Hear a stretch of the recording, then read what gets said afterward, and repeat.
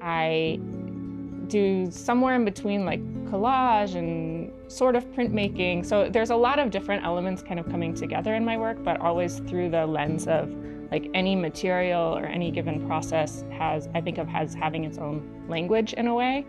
And so when you translate from one visual language to another or one material language to another, there's a sort of disconnect and a translation process. And that's the space I find really fertile and fruitful for thinking through new ideas. I'm Astri Snodgrass. I teach at Boise State University. I'm a visual artist and an educator. My mom was an elementary school art teacher, so art was always a part of my upbringing. I was always making things. I was always turning something into art in some way. I was a very focused kid. I'd be obsessively focused on, I don't know, making clothes for dolls or making drawings all the time. When I was 10, I started learning Norwegian, which is the language of my grandparents. And so I still have a lot of family in Norway and went to study there when I was 18. That was a really formative experience in my interest in languages, my interest in etymology, language history, the process of language acquisition, the idea of translation.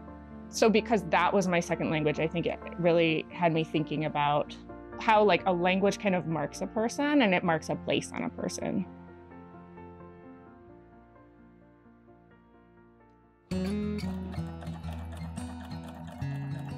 The work that I'm making right now, I think a lot about when I worked as a book repair technician in the back of the library at Luther College, and that was really fascinating. And so that had me thinking about craft as a tradition that continues and that you learn from people before you, and that you build on, you innovate within, that like it's through innovation that tradition continues rather than through just following a set of conventions.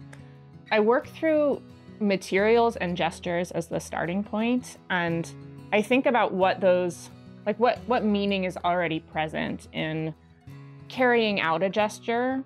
Like a gesture could be drawing or like a calligraphic line moving across a page.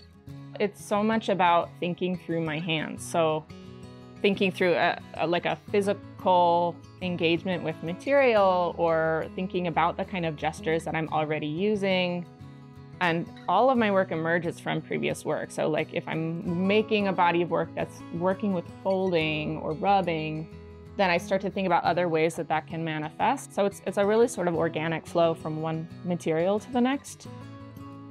I'm playing around with treating paper as a sculptural form, paper as a fiber, and thinking about what that means to take the material that's so related to language and then thinking about that as something that a body can relate to in a space.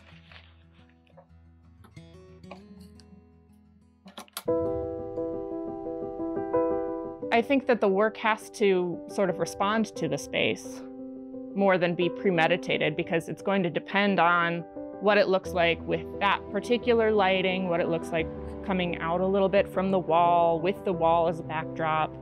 Even thinking about how you move through the space, that is this like large L form, that'll be something I'm thinking about.